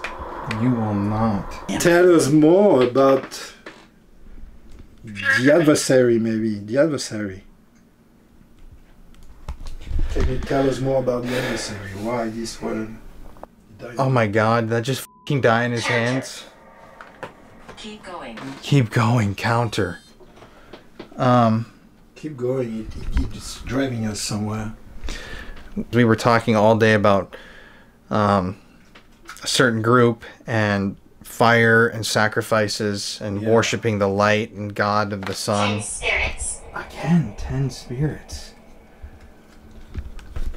So we got 10 spirits on our device twice, and that has some meaning to this group. According to a legend that was embraced by this group, there was a count in Italy who captured 10 spirits in glass jars. A king, a queen, a knight, a monk, a seraph, a nun, a miner, an architect, and 2 other spirits, one blue and one red. The count's name was Count Kufstein, and he was, like I said, from Italy. The spirits were said to be small, initially just a few inches in size, and were captured in jars filled with a clear liquid, possibly holy water. They were dressed and assigned certain roles, and the Brotherhood members of this era were captivated by the idea of transcending the ordinary and the occult practices of those like Count Kufstein. and those occult practices were seen as ways to tap into higher forms of wisdom. The Count's experiments, particularly his supposed success in capturing spirits, were whispered about in the lodges of Vienna. So this was a common talking point throughout the Brotherhood in Europe. This Count had allegedly captured spirits in jars and was using them for rituals. According to this article that I found on an alchemy website, the captured spirits also played a role in the Count's interactions with other members of the Brotherhood, and on several occasions he invited prominent members of these secret societies to Graustein Castle to witness the spirits in action. These demonstrations were highly secretive, with only a select few allowed to attend. The spirits, according to witnesses, would move within their jars, change color, and even speak in a faint, barely audible voice. So like I said, this Count had captured spirits in jars. The members of the Brotherhood in France took interest in this, and they started implementing some of his findings into their own practices. But now this is interesting. One of the most mysterious predictions attributed to these spirits involved a series of numbers, 89, 30, and 48. At the time, the meaning was unclear, but it was later interpreted as a reference to significant historical events. The numbers were thought to symbolize major revolutions. 1789 was the beginning of the French Revolution, then 1830 saw the July Revolution in France, and 1848 was the year of widespread revolutionary upheavals across Europe. So I think it's safe to say that French members of the Brotherhood would know exactly what we were talking about if we brought up the 10 spirits. I mean, this can't be a coincidence, can it? Okay, can I say something? Yeah. Before we were doing this, I was not expecting anything tangible, something that would actually really work, because of all this chaos surrounding us, the objects, they can be very chaotic. Yeah. But the fact that the readings we get, they point to one direction, and things that we mentioned today all day long, that's very, for me, that's very interesting. Very interesting. Yeah, I have to see what I was saying, like how all these devices work in tandem and they'll tell like a cohesive story. Like, yeah, I mean, Children here. Children here. Wow. So on the break there, we had to get batteries because all of our stuff died, even the device in his hand. That's weird. It all died at the same time. That device died. My camera completely fried. And it said stuff about children, one lost soul, teeth. Yeah. It seems to all be connecting to our interview today about the cult Associated. and It's associated with the cult. Yeah. and the torture. Environment. Burn! Burn, it's the second time it says On that. a completely different Yeah. tip. That's fucking crazy. Fire is the element there. Is that what you're talking about? Fire being the element? Dry. Dry environment burn. Now that's a strange string of words. I'm interested by the choice of word. Adversary. 100. A story. Enhancing. I was talking about a certain product that enhances your senses. Guarantees. Enhancements. I mean, the fact that it said Mason is crazy. Yeah, for me, two words. Mason, adversary. Oh yeah, the adversary For me, is insane too. Yeah, the adversary, the word itself, which I use specifically several She times spares today. people. Forge. I told you about the god of the forge. Tubal Cain. That's used in the rituals of the Brotherhood. The god of the forge. We specifically mentioned the god of the forge today. It's not a word that appears out of nowhere. Like, forge. Any other day, that And would burn. make no sense. Yeah. Anderson. Yes.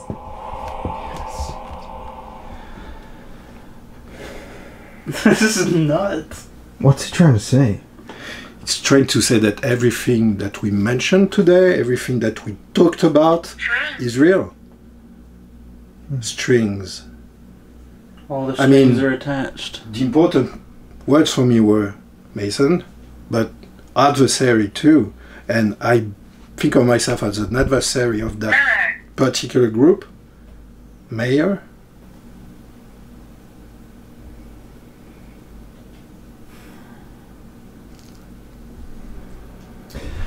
It's There is a portal nearby. There's a portal nearby. I mean, Yeah, in the portal. I want to ask, Forwarding. did a child spirit follow us from the sacrifice grounds? The spring today with those statues Of Gaia and Lug. Lug. If a child followed us and you're talking to us about the sacrifices, tap that bell again or touch one of these red lights like that. Brown hair. Brown hair. Evident. It says evident there. What the f with evident brown hair? Did you have brown hair? Are you saying?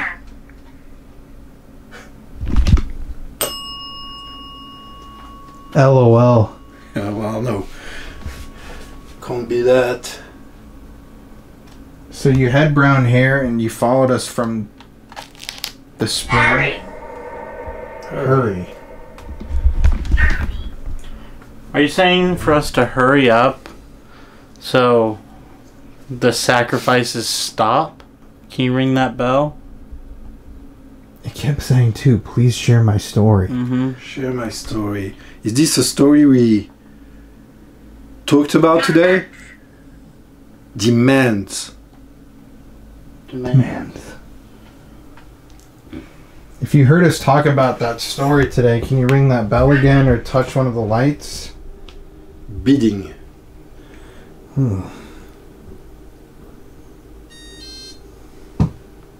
Hate crime. Hate crime. Wow. Were you the victim of a hate crime? Or do you think you were the victim of a hate crime?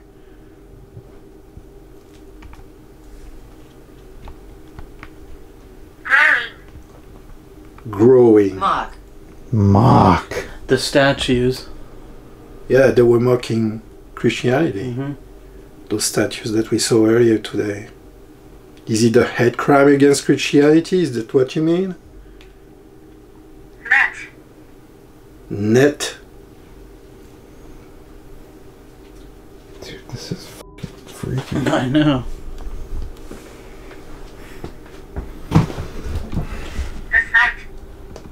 The side.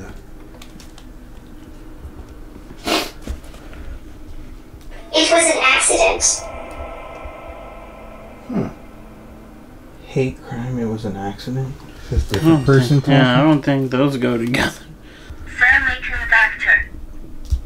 Semiconductor. Stabbed. Stabbed. Wow. We had strangle, now we have stabbed.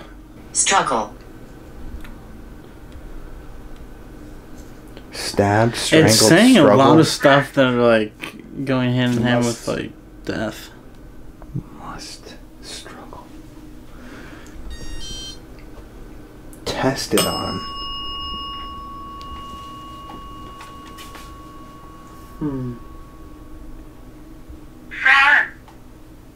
Farm. Brown eyes, brown hair. Brown eyes. Brown eyes, brown hair. Brown eyes, brown hair. Spotlight.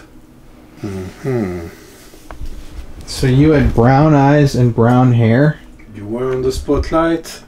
They put you on the spotlight. Do you want the spotlight? Tortured! You were tortured.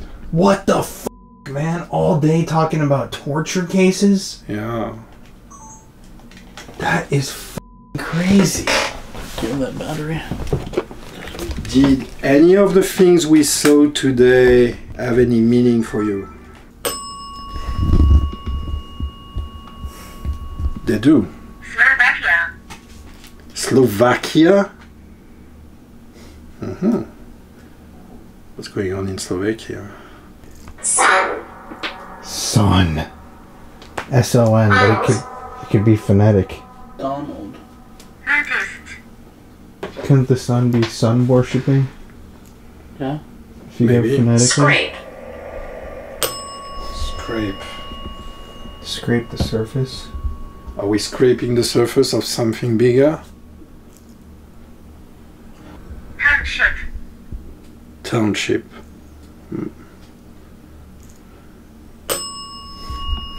Honestly, what really triggered me is the mention of everything we talked about today.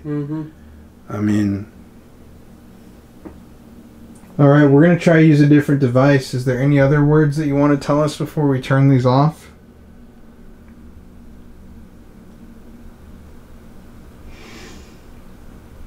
A couple. Oh, what? Oh, go on. Okay, you get 2 more words. What do you want to say?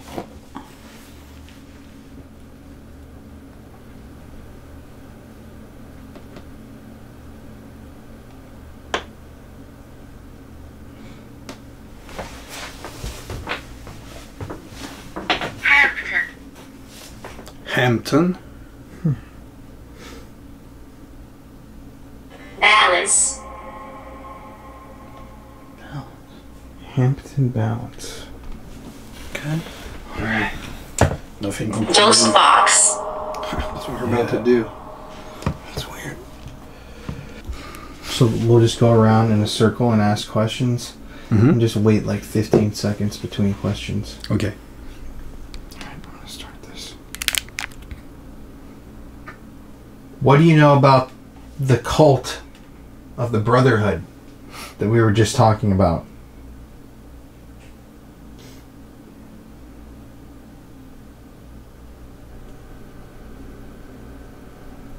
Were you sacrificed?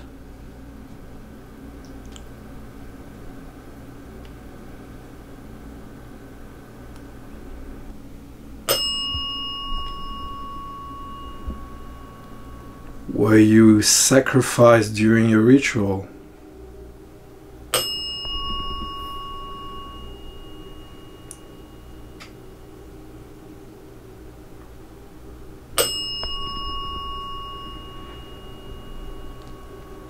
Were you sacrificed at the spring that we were at earlier with the statues?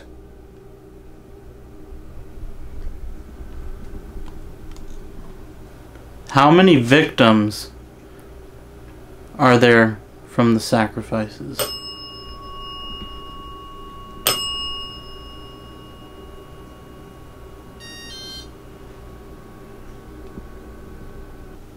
Were you sacrificed with a knife?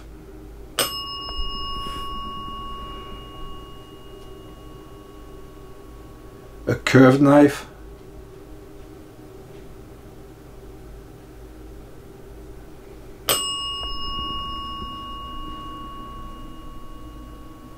Was this knife held by an executioner?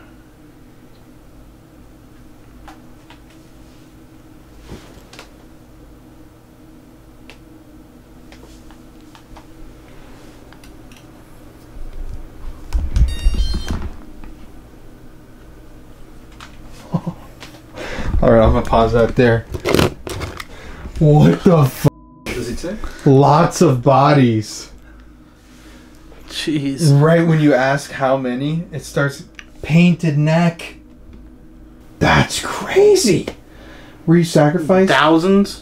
Thousands. Lots of bodies. Is that- Thousands. Alright, let's listen. I was cremated.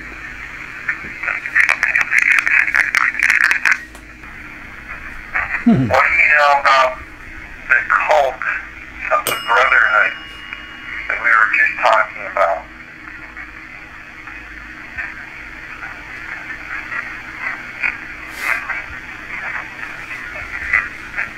Were you sacrificed?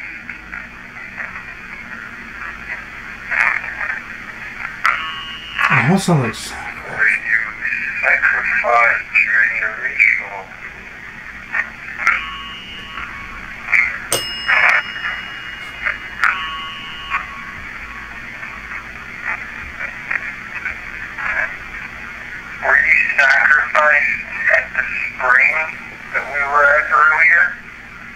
statues.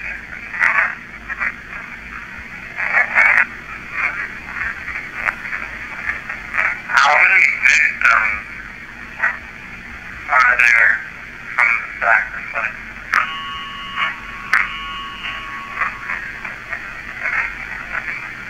Where you sacrifice a knife. A pure knife.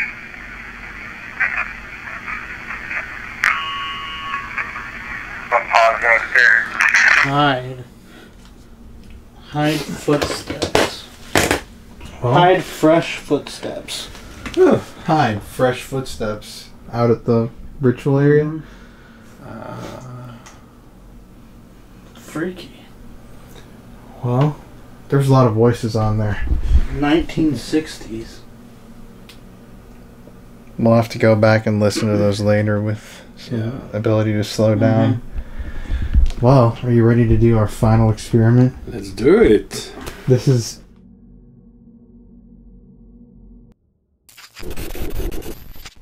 Hey everybody, it's Colin here. Thank you for watching today's video. Hello to all the new subscribers and hello to the rest of our beautiful, wonderful, spooky family. As you know, every single week here on the channel, we give away a free gift bag to one lucky viewer of the show. And this week, to enter the contest, all you have to do is like today's video, let's smash that like button, and comment exposed in the comment section below. I'm going to give y'all 10 seconds to do this now. 10, 9, 8, 7, 6, 5, 4, 3, 2, 1.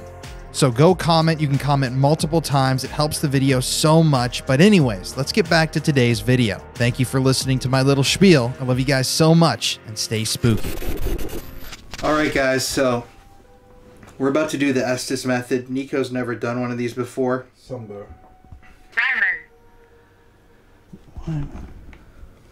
All right, guys. I'm turning this on. No. Let me... Julia. Julia.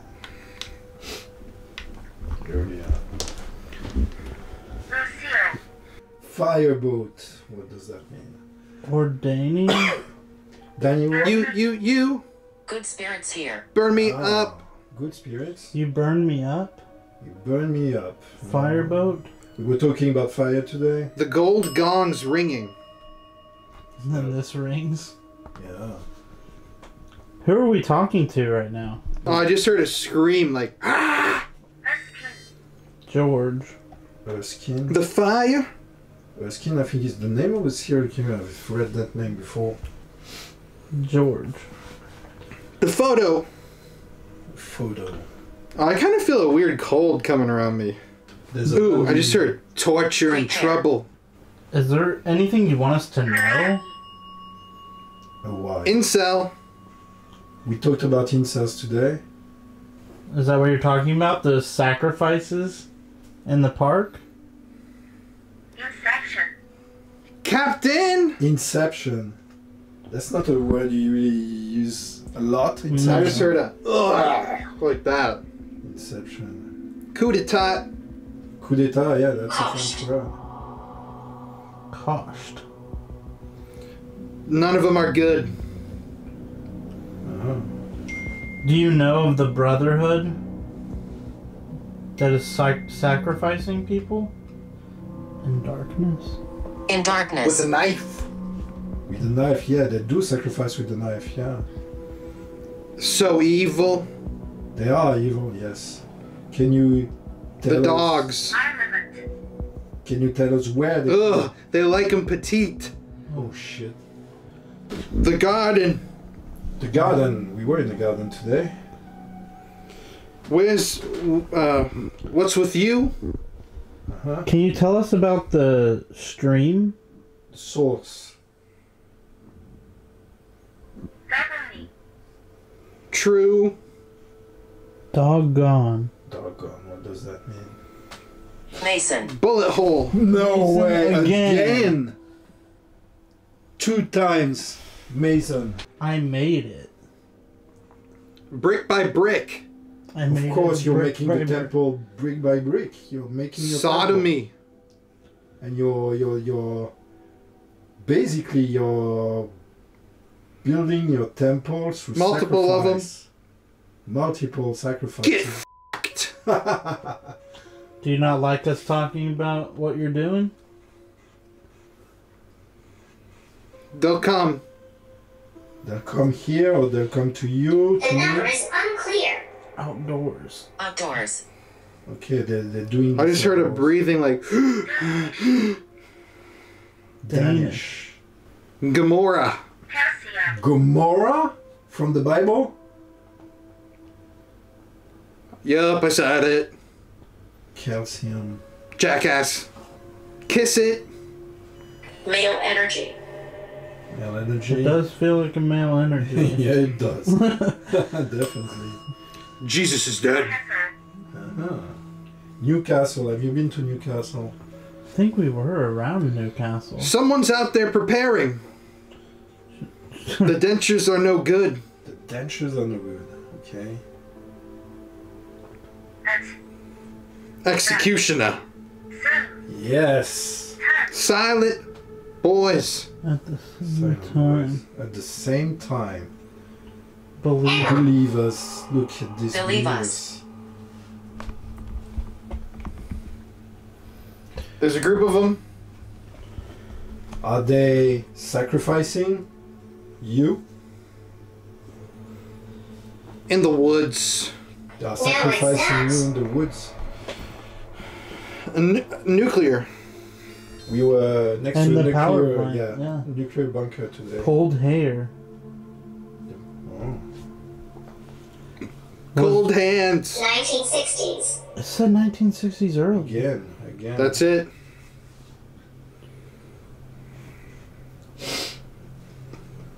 What about the 1960s? You'll never be alone. Maybe Manson. Shut up. Yeah. Shut up. Eleanor. Eleanor, there's the name Eleanor now. Eleanor. All the money in the world. Are you looking for power? Wealth. Open doors. Open doors into politics. Inmate. Into Inmate. Well, yes. Yes. I'm here. Open- Are you an inmate? Are we talking to an inmate? Yes. Are The you answer's right here. on death row? Deuce. Deuce. I'm down again. Je t'aime. Dressing table. Dressing There's problems with the center. the center. I miss you. A woman's voice. Okay. You are f***ed. Don't keep looking. Wow. Oh, that gave me a f***ing chill. What's gonna happen to us if we keep The looking serpent's into it? rising. The serpent's rising. The salamander. Maybe. That's just one possibility. Ah. The tattoo. Tattoo. The tattoo. I have tattoos of snakes and serpents. Predator. I have the word predator tattooed on my belly. Bird. I'm behind you now. I'm baby. behind you now. You are behind me. Hellfire. Yeah. See you take a dip. Mm-hmm. You want us to take a dip in the Hellfire. fire or the stream? Pussy girl. Oh. Huh. What else can you tell us? You touched it. We touch the Douglas. source, maybe. Underneath. Underneath. Sack. Hidden away. There's a sack hidden away. Oh my. Shoot yourself. This is crazy.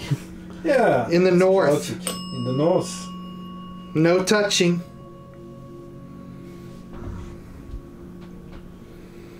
Well, They are gathering energy. Okay. we're gonna be heading out here in a second. Is there anything else you can tell us? Yes, it's me. Who? Get your rocks off. Is it Abigail? No, daddy. We were talking about your mommy earlier. Off. Oh shit. Oh my god. Dude, this is Dude, I feel like crazy. I'm about to pass out. It's been like 20 minutes. Sister. Sister. So we got Mason again. No way. Yeah. I feel like my shit didn't really make sense. Oh, it did. Really? Yeah. No, it did make sense. I'm gonna tell you something, and this is what my conclusion from this reading. There's so many different chaotic energies here. Visitor. There's a manifestation here, manifestation there. Different energies that are trying to tell us something. And this is why it's such chaos, but at the same time, there's meaning behind it. So maybe by watching the footage again, maybe you'll find some way to understand what it's all about. For me, definitely there's two major things that came out from this seance. Bundy, that was clear. Bundy's. It might even be Carol Bundy, yeah, too. I got it in the... Wait, who's Carol? Carol Bundy, she was the partner of Doug Clark, the Sunset Strip Slayer, and I used to write her. What? Yeah, Carol Bundy. Yeah. The fuck? You will see when you see the footage. You will see. Board. Yeah. That Crazy board, shit. like the Ouija boards that he makes. Maybe. Yeah. Definitely. Silly. Yeah, honestly, this has been one of the better SS methods we've ever done. Really? Yeah. Yeah, it was really cool. With all the... and it said Inception on the Tempest, and you Yeah. said Inception. Yeah, No it way. wrote Inception, and you said it. You said it. What did I say it about? And then you were like... Or Exception? You like switched... Yeah. Sinister. Dude, this hood was... Alright, man. Definitely. Yeah. Well, Definitely. That's definitely something. At the end of the day, Connor and I were both disturbed after filming this video. These are things that I never considered could possibly even be real in the first place. That is, until I started digging into all of this myself, looking at documents, doing the research. I mean, what the hell is a gigantic pentagram doing right next to this castle? Why? Why was this built? Why was this put there in the first place if not for some sort of magical or secret society symbolism? It really is incredible to me the things that surround us in our world that we're just almost completely oblivious to. The obvious signs that we miss every single day. The things that these sorts of people do right in front of our very faces that we never notice. Now, obviously on this channel we've dived deep into snuff film rings and how they work and the people that are involved in them. And I totally believe that all this stuff is interconnected. Just to even reiterate that story that Nico told us about the torture house. How is it possible, again, just like with so many of these stories, that the list of members that were employing the services of this torture house went missing from a police station? If not for some sort of involvement from higher-ups in either the police force or the government. It's truly bizarre. The more you dig into these stories, the more research you do, the more you realize you really don't understand anything. At least, I don't. I'm starting to get a grasp of what's really happening, but with every video that I film and every investigation that I go on, my mind gets cloudier and cloudier. There are just so many groups, so many powerful people, so many entities involved in these sorts of rings and organizations. It's disturbing. It's deeply disturbing. But that's why we make these videos, why I have chosen to go down this path. To inform people about this real evil that's happening every day. Now, back to these statues. What the hell is up with these statues? I still have no real explanation, and it doesn't sit right with me that they're just outright mocking religion, especially in a place where, there were human sacrifices held in the past. And that area definitely had a dark, disturbing energy to it. Why were these statues put up in the first place? Is it really the true story that they just wanted to honor these two gods? Is it all related to the supposed sacrifice pond? How many people have been murdered in this very spot? Those are all questions to which, still, we don't have answers. But it's interesting. You can't find any articles online about these sculptures or statues, at least not in English, so they remain shrouded in mystery. But we'll be back next week with another video. This time it's a ghost hunt, but I do have to encourage you to always keep your mind open and to always question everything.